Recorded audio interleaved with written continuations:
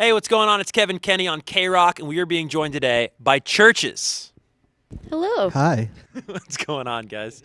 We're about 7 days out from when we're taping this right now, and when you're watching this, from the new single being out and available everywhere, Over.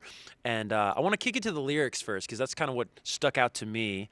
And what I loved about it is it almost reminded me of a song like a Hotel California by the Eagles, where you just immediately place the listener, right? And you're almost like narrating this moment for them. And it's such a powerful way to open a song. And I'm curious if that was top of mind at all when you guys put pen to pad.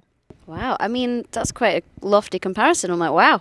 No, that's wonderful. But I don't know. I feel like we rewrote the lyrics for this so many times, so I'm glad that you like them because we suffered deeply to get to this point. But yeah, I guess I like that. I don't know. The feel of the sonics of the song felt like it wanted something more classic in that way. So it was nice to write more of a kind of like narrative type thing than what we would normally do. Well, it's so interesting to hear you say that you went back and forth, you changed the lyrics so many times, because it is a narrative-driven, song. What would you go back and forth with so much, or what was there so much, sort of? I think I was making it too gloomy, maybe. Oh, really? It was quite. Yes, there's an iteration of it that's more in the kind of screen violence tone, sort of. Yeah, then we were talking about it, and everyone was like, I don't know if we need to have a lyric in it about drinking bleach. I don't think we have to have that. And I was like, but it's good. No. I mean, there was a good lyric in but itself. Not for that song, maybe. Yes. So, yes, I feel like we ended up... But I guess that's how it goes sometimes. Sometimes it'll happen really quickly, and then other times you're like, you have to rework something a few times till you get the correct fit, I think. I remember it when Lauren finished the lyrics for that. I was literally listening to it in my car, and it started evoking lots of pictures and like lots of like tapping into emotions in a way that it hadn't before. I was thinking, oh, okay, she's really onto something here, in terms of matching it to the feel of the melody and the feel of that production. As I don't know, it kind of felt like you nailed it in that respect. Because you're driving and the song's about Well, driving. no, not that, yeah. You're I like, mean, "Ah, sure. say what you Sometimes see." I drive. I am Oh, driving currently. No. It's not a very environmentally sound lyric, is it? No. Well, it depends what kind of car, I That's suppose. true. There you go. Martin's in his car and goes, this song's about me. Yeah. He felt seen in that moment. I feel so attacked right now. So just taking us inside the church's creative process, if you will, who points out to you in the studio or wherever it happens that, that might be a little too gloomy? Is that Oscar Holter who produced it, or? Most of the time we kind of self-police that. But I do think that, when we were sending versions back and forth, I think that the drinking bleach down on the beach line was quite... was a little troublesome for him, I think. But, I think most of the time you just know... I don't know. I guess that's what's wonderful about songwriting, is there is just that intangible thing that you know when it's right, and you know when it's like 70% right, and it's not quite correct. So, normally I'll go away and I'll think about it, and then I come back and change it. Yeah. To be fair, it was self-editing. Yes. There was that, like, I don't think anyone would get away with telling Lauren like what to say and when, which is I respect it. But I guess you were bringing your A game in your own time, in a lot of ways. Well, you were sort of, joking before about how that lyric specifically felt a little bit like the past project, right? Screen violence, and in the press release that went out, right, it said you guys are saying goodbye to that era. And I don't know if that was just semantics, or if is there a sentimentality as an artist when you do sort of move on from a quote unquote era? I think so, for me, for sure. Like, I think I can be overly nostalgic about certain things, and especially the screen violence, because we worked on it. I don't know, I feel like we really for once nailed that. Every part of what we were putting out felt like it was part of that same project, and I don't think that we've done that before. In the art and the videos and all the imagery around it felt like it really fitted properly. And the shows have been so fun, and it was just really lovely to be able to play shows again and have the shows be a bit more theatrical and a bit... I don't know, it was fun to be able to play with those things. So part of me is quite sad that there won't be... At some point, there will be the last show where I put on the last amount of fake blood, And I don't know. It's horrible to watch off. It takes ages. It's terrible. Everybody else gets to sit down after the show and like have a drink and talk. And I'm like, right, I'm gonna go tidy up for like 45 minutes. But I don't know. I think at some point it'll be sad that that'll be the end of that. But the beginning of the next thing, whatever the next thing is. But you sort of touch on like a really fascinating part of the process because there is like from a commercial or a business standpoint, a touring standpoint, et cetera, there is like a finite end to an era, right, of a project, right? You've toured it, you've promoted it, you've sold it, et cetera, and then sometimes that doesn't always necessarily correlate with like where you're at artistically or emotionally, right? Where do you find that ever like being pulled or pushed in two directions where you want to maybe express, you still have things to express from that era?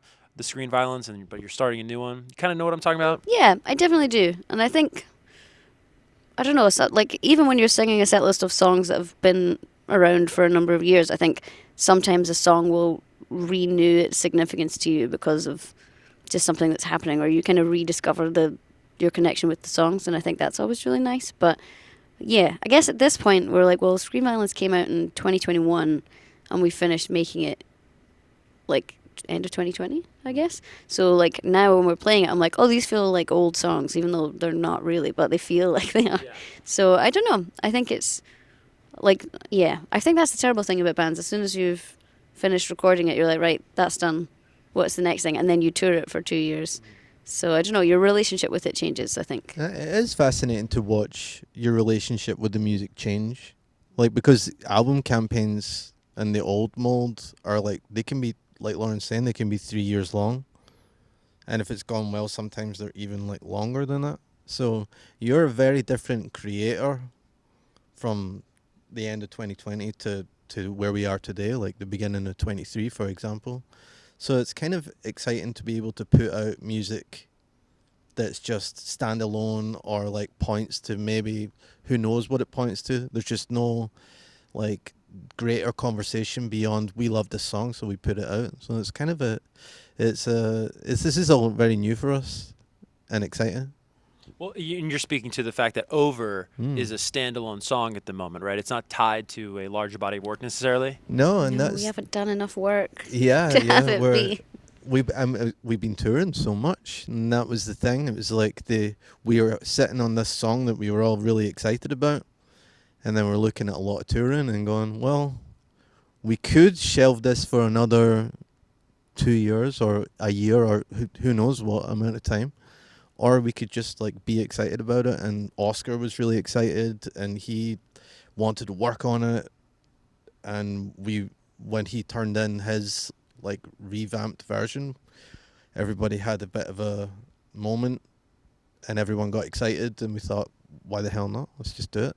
Well, I mean, from the outside looking in, I don't know if the irony is lost on you guys, but when you guys dropped Lies, right?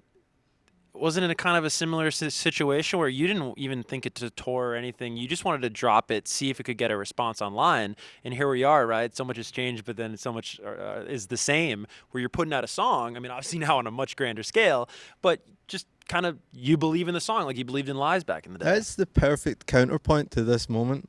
Like it's the closest thing to this moment that I can imagine, like, and since the beginning of our band. That's a really interesting observation. Yeah. It was the last time we did it. And I guess not that it wasn't really a real band then. Yeah. Kind of like we'd never played a show. We'd never done. We had like we'd done a handful of things in the studio, but there wasn't. I guess it was like a self-fulfilling thing. Then we're like, oh, Yeah. has Were to be a those band. the now. Shark Week days? Yeah. They were the Shark Week days. Yeah. You're so I know. well researched, by the way. This is amazing. Most journalists don't do research. That's not true. Some of them. That was for anyone who doesn't know, that was the name of our fake band, our fake band name that we made up because we were lucky insofar as there was already attention on us from Lies, kind of blown up online before we'd ever played a show. So we came up with this idea that we would make a fake band name and just turn up and play a few gigs to get good before anyone knew that we were out playing live. When it lasted about 2 minutes and everyone was like, that's that bad. But it went okay. Well, you were talking about Martin. You were saying how your relationship to bodies of work changes, right? And we're coming up, of course. It's like you're probably gonna get asked this a zillion times this year. 10 years since the debut record, right? And the cliche is, does it feel like 10 years? So I won't ask you that. But What is that record? What did that record mean to you then? What did it represent, more importantly, to you then? And what does it represent to you now? It's something that I'm only now beginning to think about. Like, actually, the perspective of, I guess 10 years is such a round number. The who I was as a person then, where I was in life then, has everything about my life has changed in inconceivable ways as a result of that album.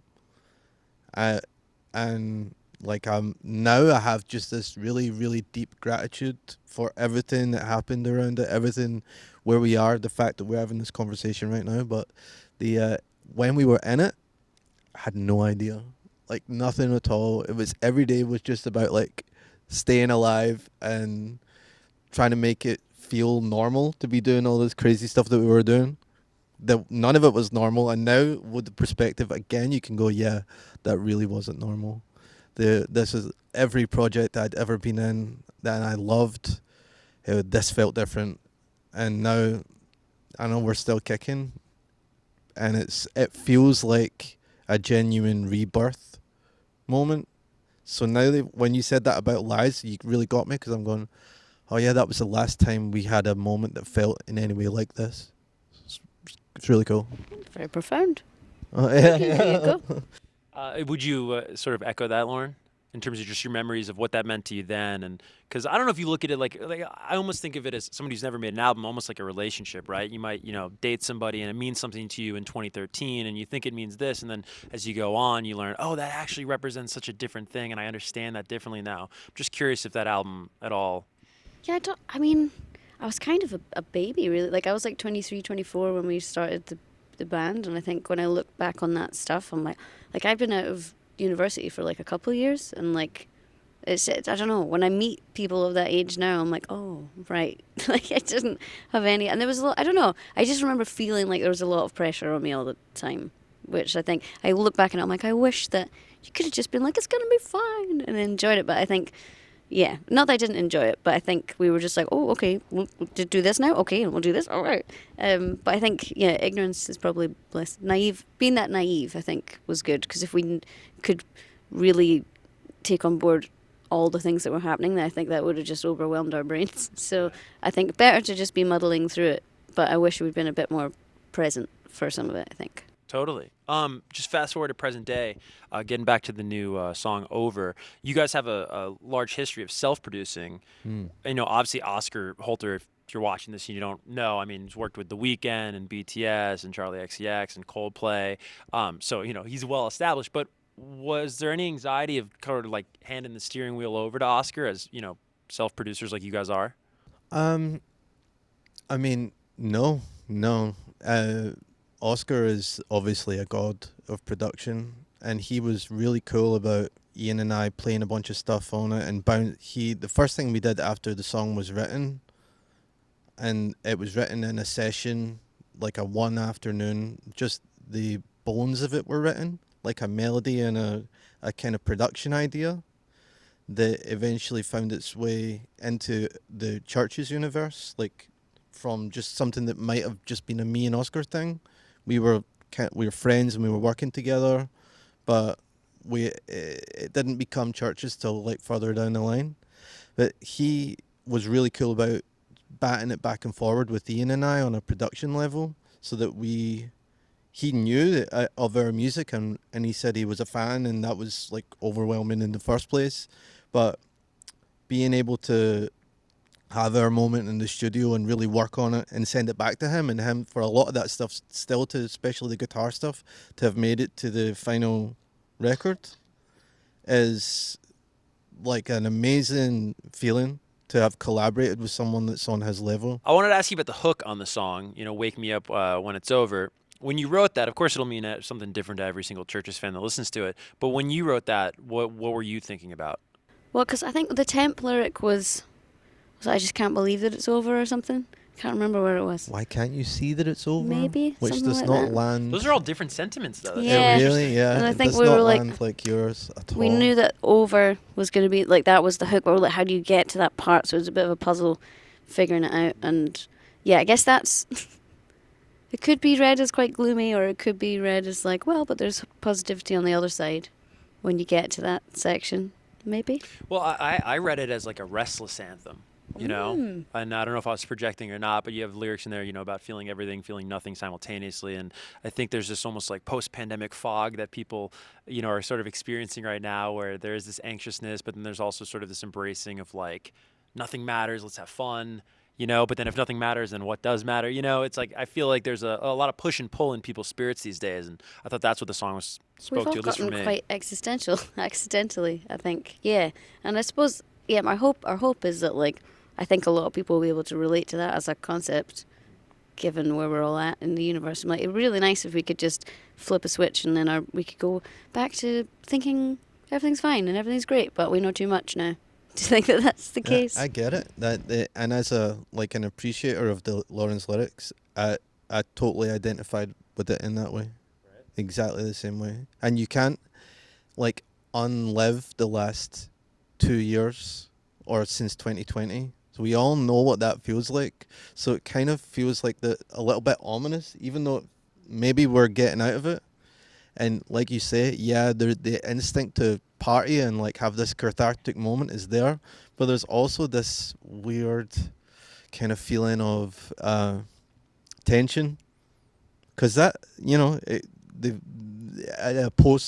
almost in a post kind of traumatic way, like when Totally. when the pandemic first hit, like we were all scared. You know? And I do sleep when I'm depressed. I was talking to my partner about that, and then I was like, yeah, sometimes I just really look forward to going to sleep because then I don't have to think about anything. And he was like, oh, I think it's depression. And I was like, is it? Maybe. I don't know. But I was like, it's peaceful to not be worrying. I can't be worrying in my sleep, but then I do as well. So It's a hell of a form of escapism, you know what I mean? Now, looking ahead, of course, you're going to be hitting the road with Coldplay, which is a huge tour. And, you know, of course, Oscars, you know, there's a nice three-way with that. Have you ever, like, met Chris and the guys? Have you worked with them before in any capacity?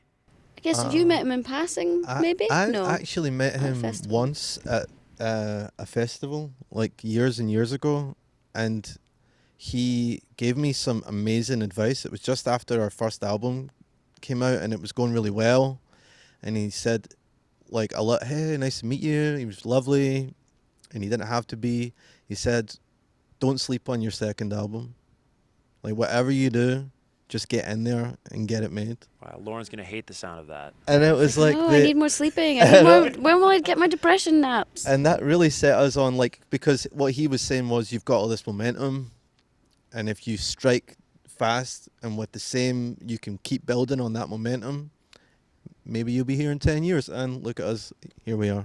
We're about to open for them, so it's the craziest thing in the world. Isn't that crazy? It's great advice, though. You see so many artists, they get a hit on the radio, and they think that, oh, they crossed the finish line. It's like, dude, that you got in the game. Yeah. You know what I mean? That is when you put pedal to the metal. Oh, that's so true. Yeah. Yeah.